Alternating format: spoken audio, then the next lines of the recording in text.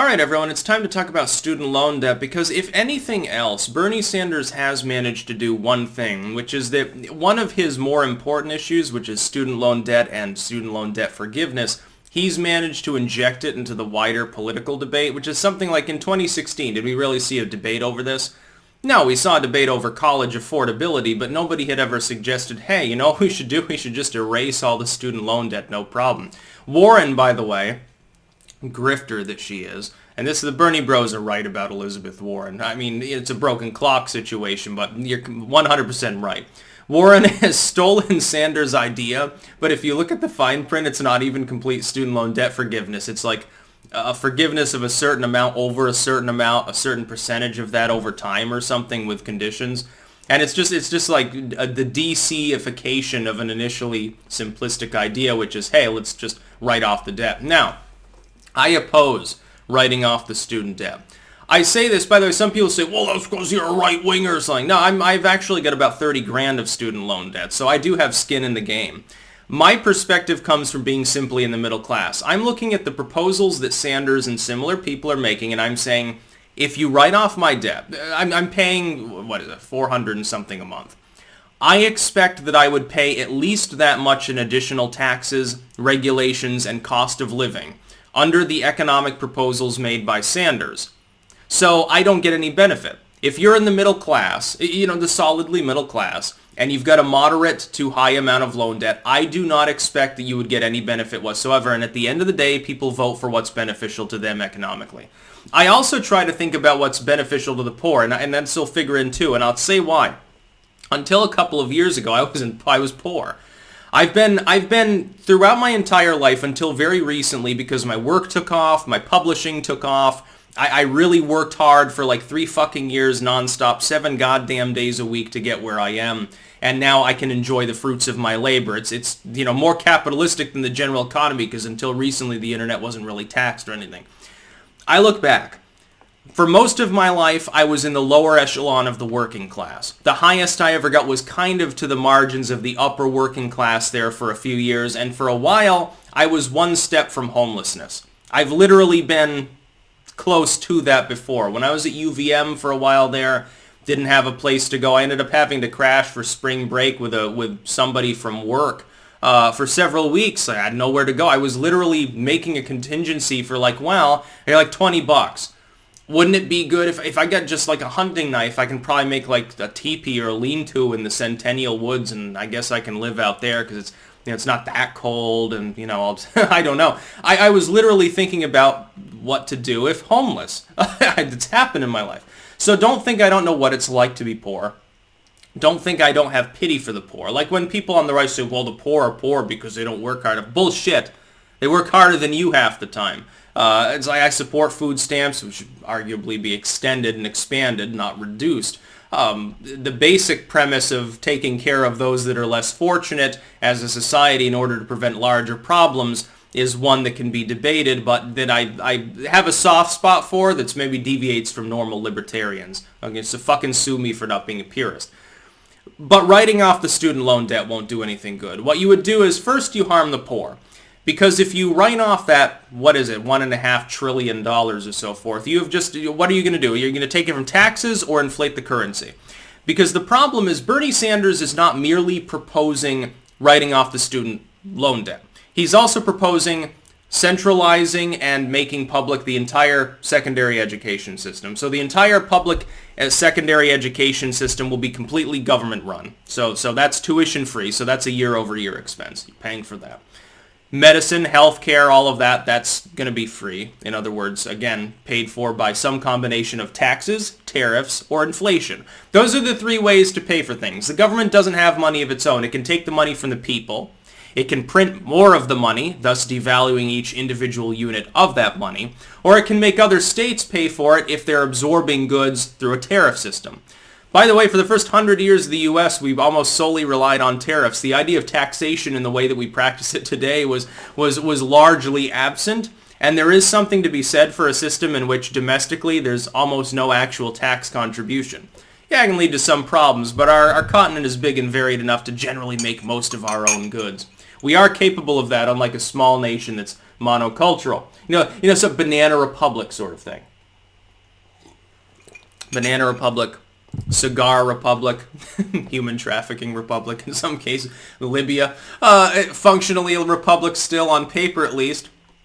Now, writing off the student loan debt would rise costs. The cost of goods would go up. That money's coming from somewhere. You'd be siphoning it probably through taxes from mainly the middle class. The idea that I'm going to tax the Wall Street executives, I'm going to tax the 1%ers. No, you won't, Bernie. Because I'll tell you, Bernie fans, the unfortunate truth that none of you want to think about. If Bernie Sanders is elected, he will be working against probably a Republican Congress, number one. Number two, a House that is run, if you were to combine the Republicans with the Never Bernie crowd, which would be most of the Democrats, the corporate Dems, they will run roughshod over him. What you would end up with, here's what you would end up with a Bernie presidency. I can see one thing he would kind of get. He wouldn't get universal health care. It's impossible. He'd get bogged down in procedures it would never pass. He would end up expanding Obamacare a little bit. That's what you would get. And you'd probably get some sort of debt forgiveness system, but I've got so good a solution for you. It's called common sense. Instead of writing off the student loan debt and saying to people, you are not responsible for your actions. Yes, we got screwed. We got lied to by the loan companies. We got lied to by college recruiters. We got lied to by our teachers and friends. They told us, my generation, the millennials, they told us before the Great Recession, just go to college, take out a loan because everything's hunky-dory. You'll probably get a good job. You'll start at $3,000-$4,000 a month, and you'll be able to make those student loan payments. It's not a big problem. What they didn't tell us was that the economy would collapse and the job market dry up. Fuck you, number one. And fuck you, number two. By the way, if you ever try to consolidate these loans, you may get screwed a second time because of variable interest rates. They never told us any of these things. Absolutely. Understood. But you are still responsible legally and ethically for having signed a piece of paper. Did you know at the age of 19 that it was a good or bad idea? No. You had been lied to, but you still signed the paper. There has to be responsibility involved. I'm making my student loan payments. I'm not rich. And I've got more student loans than some people. Some people, they get like 10, 15K and they're saying, well, I'm drowning in debt. Debt sucks. The only saving grace is that for those who consolidated the right way or didn't consolidate and figured it out, the interest rates are relatively low. Yeah, you'd be paying for 20 years, but que sera, you've got to do what you've got to do. Here's my proposal. Here's my proposal for how to handle the student loan debt crisis. Number one, double or even more than that. Significantly increase the tax write-off for paying your student loans. Right now, if you make more than something like $72,000, $73,000 a year, you can't even take this deduction, by the way. It's a bottom line, very limited deduction. It's equivalent to like $200 a month tops that you can write off for having made your student loan payments. Increase it drastically and make it a top-line deduction. Make it a direct deduction against your taxable income, not a deduction after the fact of this reduces the taxable proportion at the top level. No. I mean it reduces the total tax. I mean that you should be able to get money back from the government just for the fact that you're paying off. This will help the poor. This is what can help the poor. You'd be literally giving money to the lower and middle and working classes for paying their student loans at all. You'd be severely reducing the tax burden on the middle class by doing so. You wouldn't have to end the concept of private student loan debt. Then you simply restructure the student loan debt system. Why don't we also focus on education? This is sort of at the center of what we're talking about. Why don't we let people know, hey, you can get a good job going to a trade school that's going to cost a tenth of that amount. You can get a decent education in a community college. You can go to your in-state college, state college, where you pay a lot less per year, maybe commute to and from campus, no housing costs, no food costs. You can go there for 2 or 3 years and then finish out at a university and end up with, a haircut on that debt. You end up with several tens of grands extra in your pocket at the end of the day. Why don't we educate people on better choices? What we did for the entire 2000s, what we did. I can remember this as a kid. I was told in the 90s, in elementary school, work hard and get good grades so you get into the college prep program, AP courses and stuff in high school. You get to high school, you bust ass. Get good grades, get the AP courses through and honors and all of this stuff, and then you'll get into a good college. And then bust your ass in college, get good grades. I got good grades at Castleton at least, which is now a university, by the way. And don't worry about the debt because then you'll get a good job. Everything else worked except the getting a good job part, especially for those of us who are more on the antisocial side and find it difficult to fucking deal with society because it fucking sucks. It's a good thing that books don't talk to you. Yet, unfortunately, I'm sure the technology will exist soon, then the books will talk back if you're, got the wrong political beliefs. It'll be a bad time indeed. Here's what we do. Write off some of the debt. If somebody's drowning, let him go through normal bankruptcy proceedings. If somebody truly is drowning in debt such that they're never actually physically going to be reasonably able to pay it off, let him undergo bankruptcy. They got any assets, they get liquidated, sold off, restructured or whatever. Also, the Amazing Atheist pointed out something interesting on Twitter the other day. I wish he'd debate me on the point of student loan debt or just Bernie in general. Because Bernie's indefensible. I think that's why generally people that support him don't want to debate. Anybody, not just me. And he pointed out, well, they can garnish your Social Security because of the student loan thing. Yes, they can. A certain proportion, and they can't drop it below a certain level in benefits. So it's a non-point. Again, what are you saying to people? If you just write the debt off, what you are telling society is don't worry. As long as enough people are defaulting, the government will come in and handle it as long as you give the government more power. Laziness leads to authoritarianism. We've seen it before. The laziness of the public in not being willing to police their children's internet usage is causing some degree of debate over whether the government shouldn't step in and impose moral laws. That wouldn't be an argument if parents were weren't so fucking goddamn lazy.